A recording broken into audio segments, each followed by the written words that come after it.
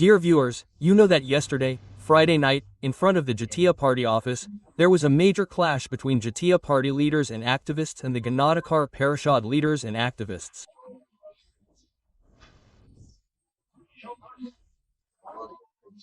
In that clash, the main leader of the Ganadakar Parishad, Nurul Haq Noor, known to everyone as VP Noor, was seriously injured and is currently undergoing treatment in the hospital. But the question is, why did this clash happen? Who did the clash? The Jatiya Party is saying that the Ganadakar Parishad people attacked their office.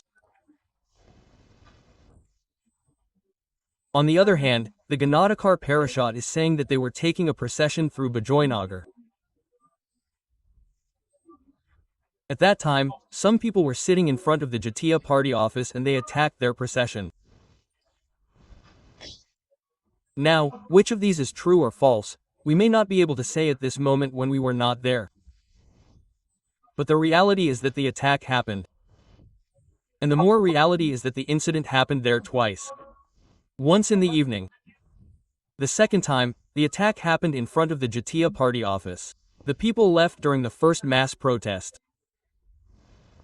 Later they came again, and in the reports I read in various newspapers, I saw that when the second round came, they gave everyone 10 minutes to calm down the whole thing while the army went. They especially told the people of the Mass Rights Council that they were given 10 minutes to leave. But then they were heavily lathi charged when they did not leave. As far as I saw in the video, Nurul Haq Noor was being beaten. Several video footages of this incident have been seen on social media. As far as I saw, no one from the Jatiya Party beat him. I mean, someone in uniform beat him. One or more people beat him. I saw this scene. Is it because the army did not follow that instruction that he was killed? I cannot tell the details. However, in this case, the ISP has got a break. I want to read the ISP statement in full to you to see what they are actually saying.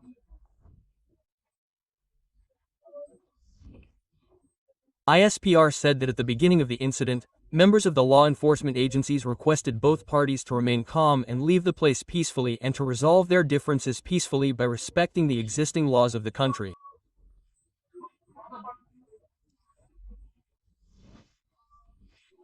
However, despite repeated requests, some leaders and activists ignored them and tried to destabilize the situation through mob violence.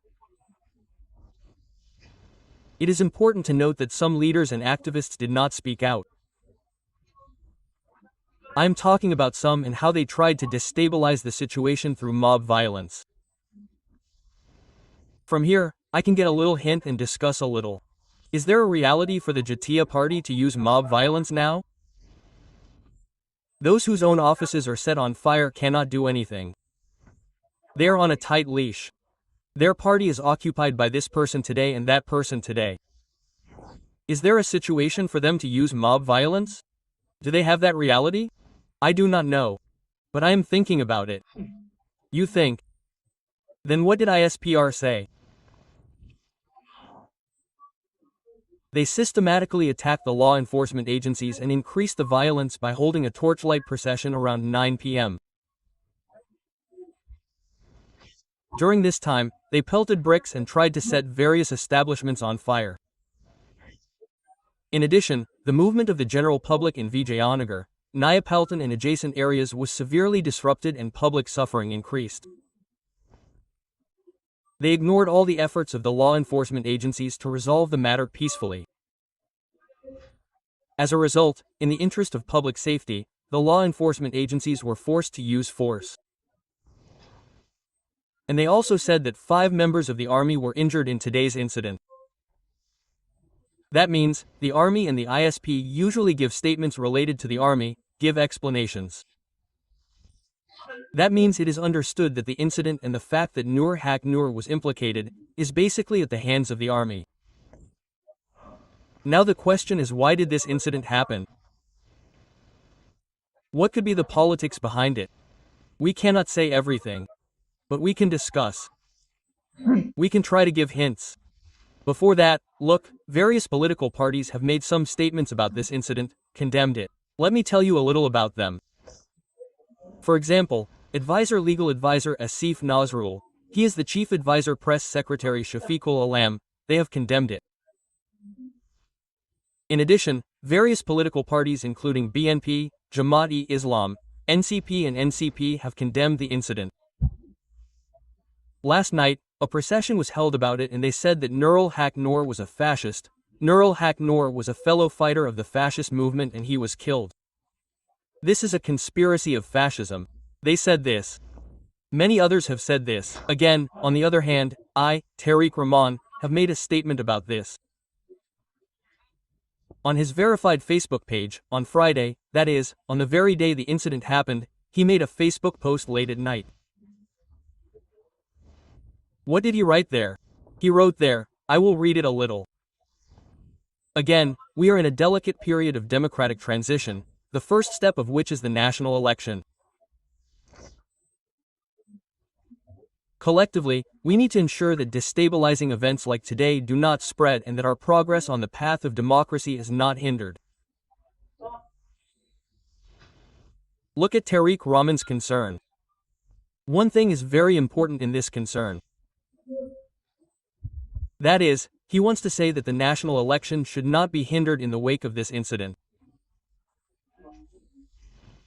His concern is why here?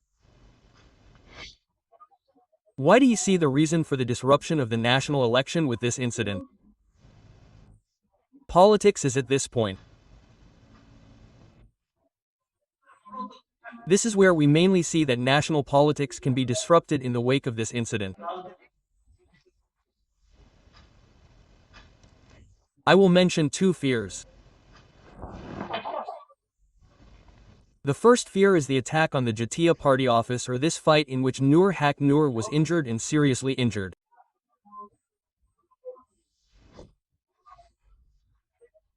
This incident, in the wake of this incident, a big debate can arise here as to whether there is an election environment in the country at all. This topic can come up. If there is not, then the election can be postponed again. The fear that Tariq Rahman understood and mentioned. This is one thing. Second, I have heard many people say, many people have posted statuses on Facebook that they have alleged that some Awami League people were among the Jatiya Party members who attacked this People's Rights Council. This is a kind of allegation to them. I find this allegation very pretentious. Why pretentious? Pretentious because they may be trying to say that Awami League people are being rehabilitated by relying on the Jatiya Party. We can explain this in two ways. First, since you have banned the political activities of the Awami League.